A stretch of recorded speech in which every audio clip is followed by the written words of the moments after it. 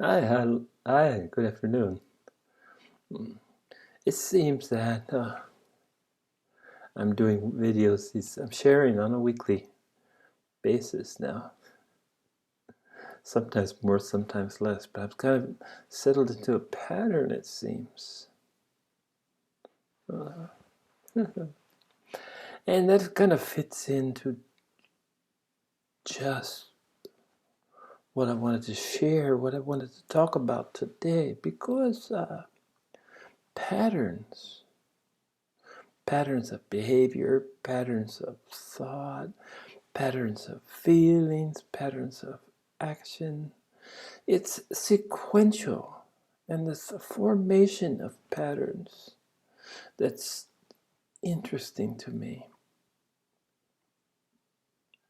Patterns, of course, can, in the extreme, develop into habits. And habits are another double-edged sword, like everything actually is when you take a real look at it. The good and the bad of everything. Patterns have shortcomings and they have benefits. Habits are hardened patterns. And they as well have their good side and their bad side.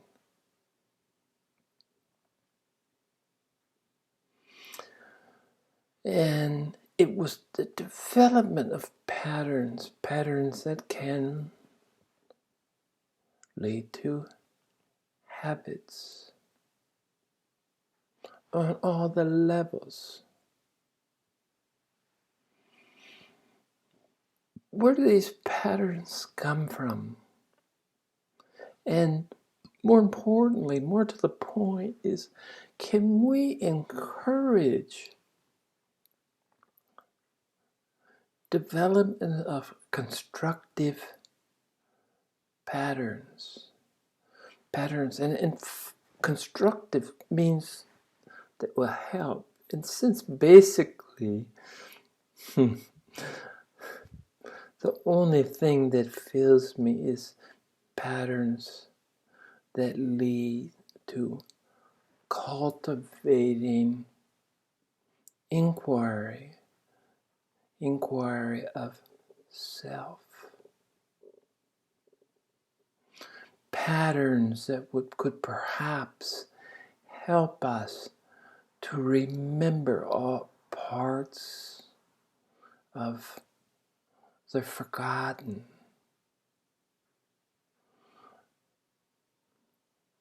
The forgotten that keeps us trapped in cycles of rebirth, in cycles of behavior, in cycles of thought, in cycles of feelings, and overtly, all these things add up to patterns of action. Are there actions that we can take that will help to recover this forgotten that separates us, that is the barrier, the only barrier that keeps us from all being Buddhas? That forgotten, that which we've always known, we've known up until the first breath, the first heartbeat of each and every incarnation. Even when we haven't attained Buddhahood yet, we're privy on the other side, in between incarnations, we're privy to what it means. We're privy to expressing it, to being it in an incarnated form. And it's not rocket science. The beauty is the simplicity. And the simplicity is getting rid of anything that causes separation and division, and embracing anything that leads us towards oneness, towards wholeness, towards completeness.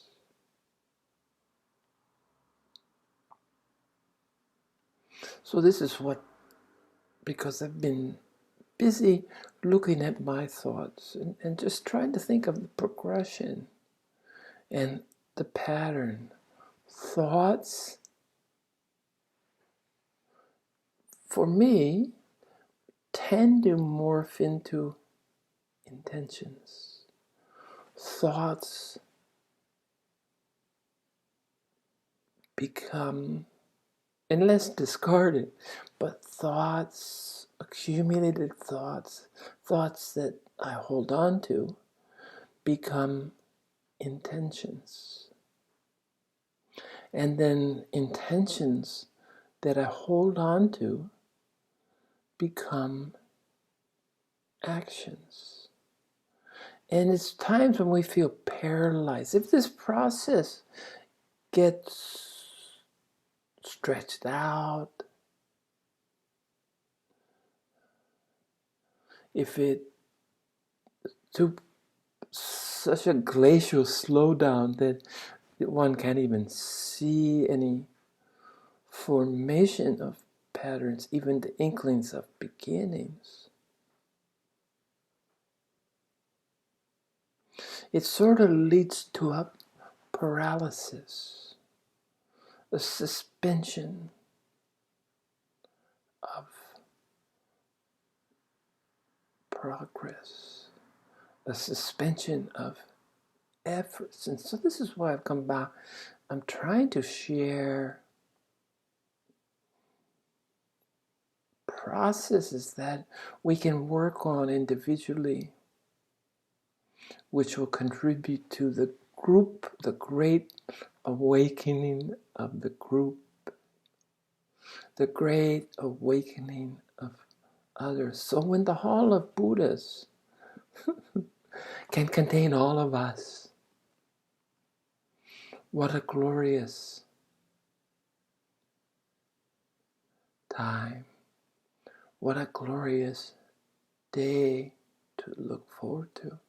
And all Buddhas, upon reaching their Buddhahood, essentially face, and it is a choice,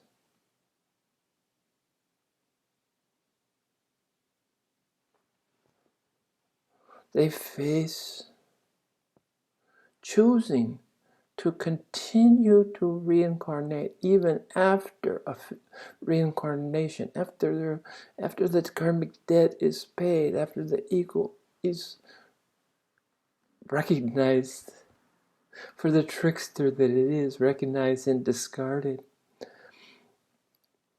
After Buddhahood, the choice is to continue to work towards the end of all sentient beings awakening. Contribute. And here, it's important to come back to that. I guess my common theme is ordinariness. And contributions in, maybe some are destined to have the grandest contributions, where just tens and thousands of people will be immediately enlightened. I'm sure that we're gifted from time to time with such beings. When it's necessary, I guess, for whatever reason, known unto only under the other Buddhists when there's reason that this process had to be speeded up. We need more to awaken, so that we're sent, some special being comes back. But for most of us, what we're committed to, with the choice we make, if we choose to come back to assist in any way, to any degree, and these are not of our choosing. These are the soul's choosing of how much or how little your contribution. It's just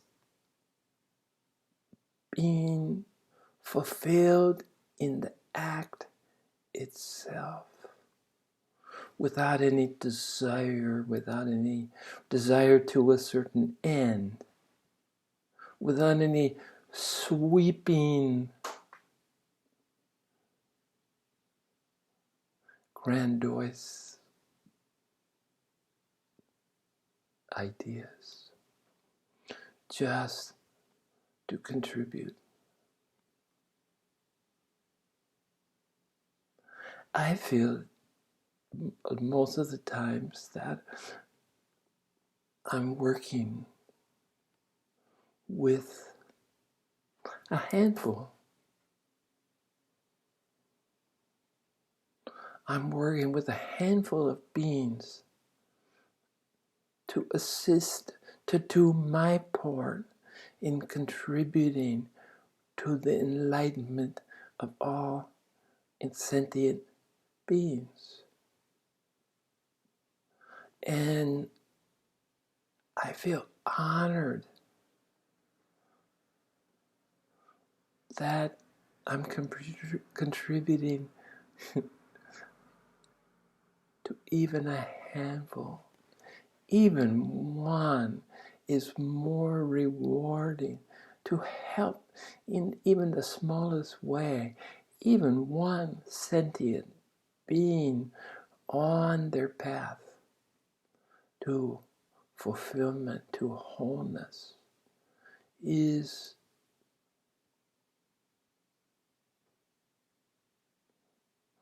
overwhelmingly rewarding. And as we progress, as we mature as Buddhists, perhaps I'm destined to be able to help larger and larger numbers. I don't really know. That's not even important.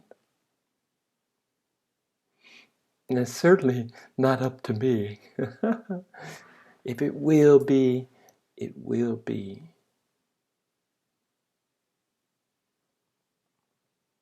But the other choice is to continue on one's journey, because awakening to Buddhahood in the physical body on the earthly level is a step up, a step to another rung of the ladder to infinity. Just as there's no limit to how low we can go, there's the equivalency of no limitations on how high we could go. And perhaps these greater beings that come back at a time that where they can impact more quickly, more directly, where they have access to more souls, to speed up when there's an urgency, when there's a need, to have more people awakening. And I can feel this around me. I don't know if some soul is already incarnated, or some soul is in the process of preparing to come back, that will speed up this process. But I do feel it quickening. I am aware that more and more people are waking up, and they come from a greater pool of souls that are committed, that are understanding, that are learning, that are being drawn, whatever it takes in each particular case, towards this awakening process. It's expanding, and it expands exponentially, right? It's kind of like the dominoes, or the one I love is the ping pong balls that are set up on the mouse traps. You just throw one and boom. I think this is an apt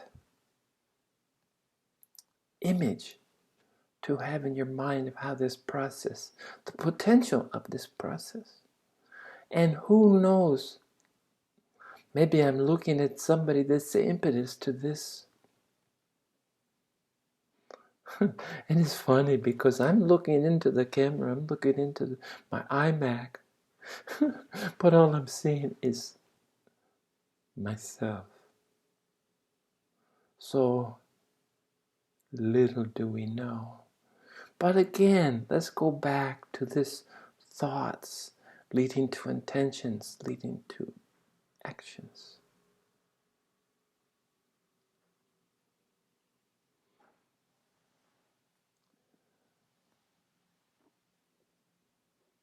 This is something that you can learn, that you can train to cultivate.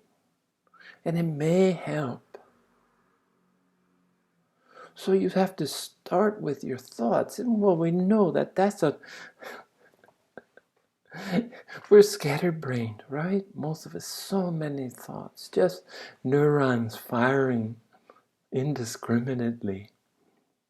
And whether or not thoughts penetrate to the conscious level, just be assured that below the conscious level, there's a lot of thoughts that never get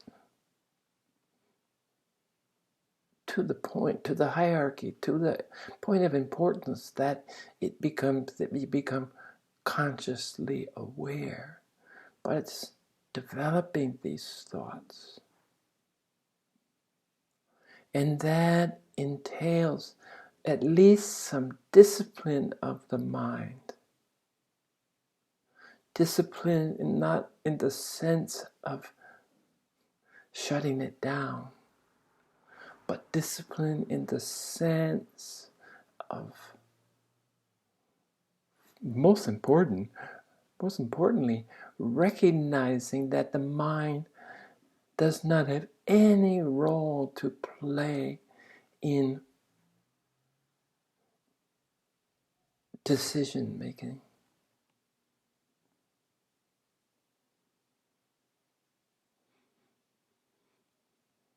Decisions, actions should come from the heart. And again, thoughts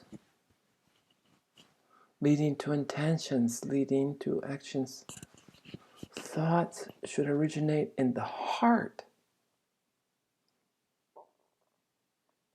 And I would call it something else other than thoughts, because thoughts are so closely affiliated, wrapped in the idea that thoughts come from the mind, and that the mind somehow resides in the brain.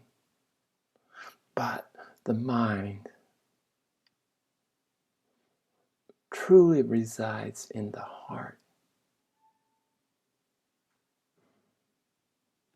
The mind and the brain are not interchangeable. The brain is a mechanism. It's an organ, as is our physical heart. And really, when I say heart, I've spoken before of the blue Buddha. The blue Buddha in the Tibetan tradition, he's an indigo blue, beautiful, beautiful blue. He or she or it. Maybe it's androgynous, probably. Or maybe this division is false, like all other divisions. Male, female is just dualistic thinking. And in fact, although we might have the decoration, the equipment of a particular sex, our makeup is a lot more intricate balance of the two energies, the yin and the yang, the male and the female. So, this being asked me for permission to come in and sit in what he explained to me is a chakra that the ancients weren't aware of, a chakra between the throat and the heart. Sits right here. So the heart chakra, the compassion, the benevolence are different chakra than this one in between that leads to productive thoughts. Productive or meaningful is a better word. Meaningful thoughts, meaningful attentions, meaningful actions. Actually, so if I say comes from the heart, I really point to where the Blue Buddha asked for permission to come and reside, because he said the position between the physical heart chakra and the throat chakra, passing through this in-between chakra, adds healing to words. So I was taught that I was a healer, but my healing, my gift was words, not physical touch, but the words themselves. His intent, his contribution was to add healing between the chakra and the throat.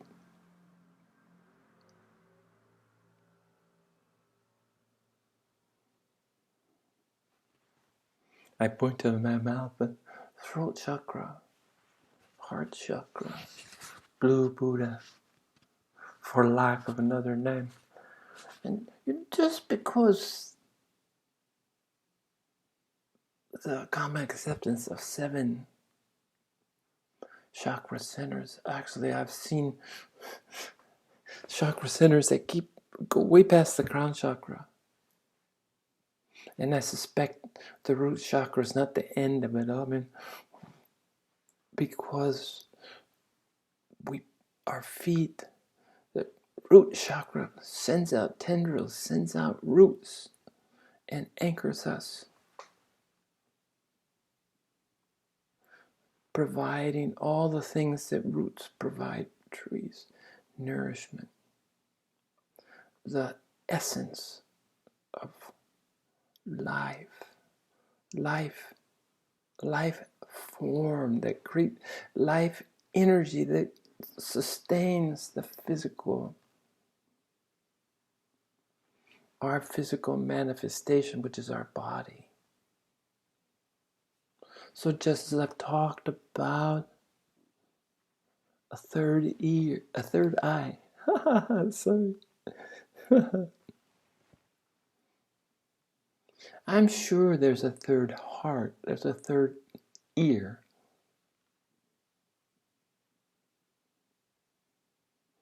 But I just don't know physically. I can feel the third eye. Maybe the third ear is here. I don't know. If any of you know, let me know.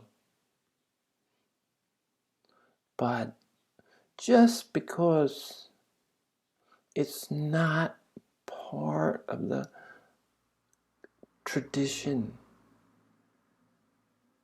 we have our inspirations, we have our insights.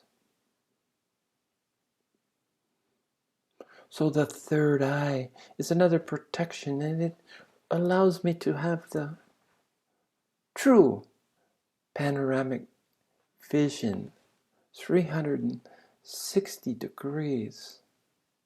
And if you've seen one of those cameras that takes 360 degrees, you see how that it's different than you would imagine it to be. And so it is. But it's a protection. And it opened consequent after third eye opened quite early for me, I believe. It was necessary for my path. It was necessary for me to be able to truly see. It was in my karmic path. And remember, karma is not in and of itself a good or a bad thing. There's no bad karma. There's no real karma. Karma is actions. And what we experience is the consequences of these actions. So it would seem to be good if we did good deeds and we have a better life, and that would seem good. But who's to say what's good and bad? In my experience, a lot of times that wasn't too good. Turned out to be really good, no matter how painful. Leaving someone, a broken love affair, a broken marriage, separation from one's children.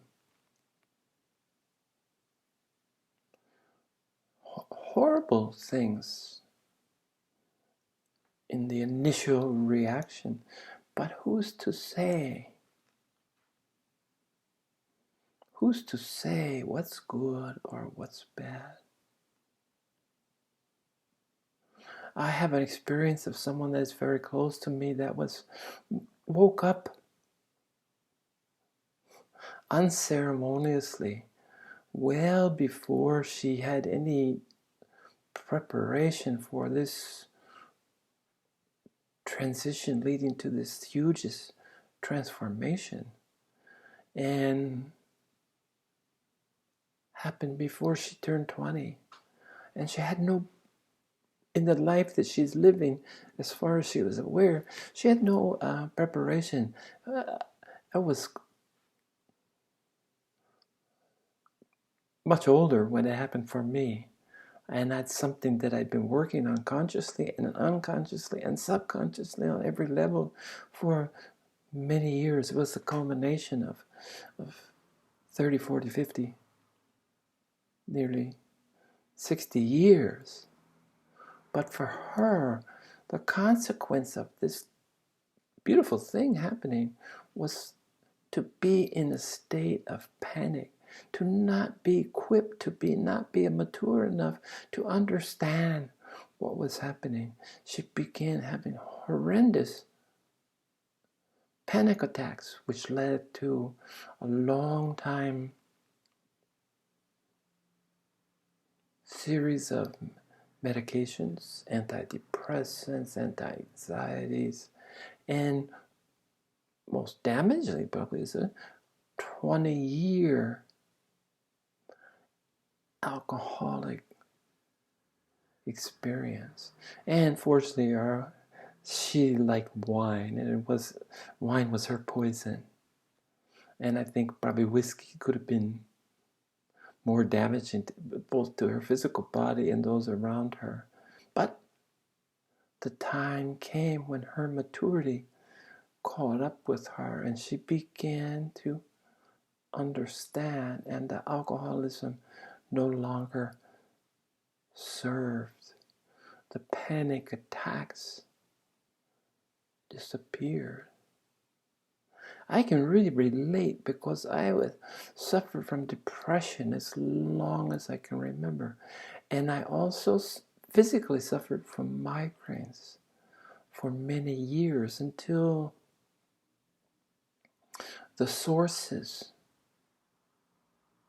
until I was able to alleviate or at least begin to understand the sources that the how this pattern had developed through my thoughts, through my intentions, and through my actions, how I actually contributed, was responsible for my migraine headaches. I was responsible for my depression, because they're all consequences of this pattern.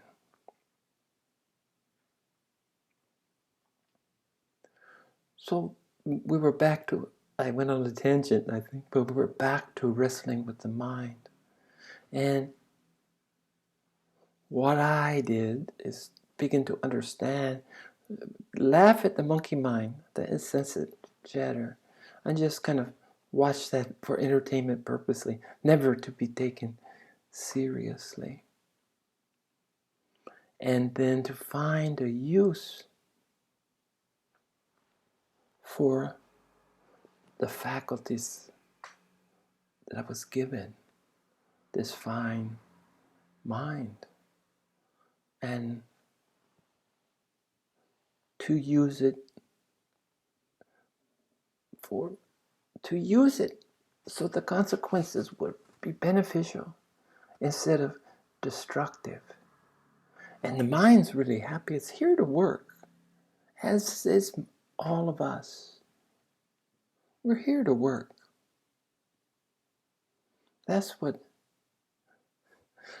and it's that drive to work that confuses us. Why we become consumed with being human doings, and we forget about being. The work is only to contribute to being. We wouldn't be in this physical form without all the work, all the attention, all the effort to sustain. So work is unavoidable, and work can be on all levels, can't it? So the mind was my biggest, once I found out that it was sorting, differentiation, gathering information, sorting information, discarding information that didn't lead to knowledge, and doing the same thing with knowledge that didn't lead to wisdom. And then whatever mastery of the mind, it certainly wasn't to silence it, certainly wasn't to stop it. And I could make my thoughts begin to work for me, make my patterns work for me, so that good thoughts lead to good intentions and result in good actions. So this is an area that I'm suggesting that you can work on. You don't need me, you don't need anybody but yourself.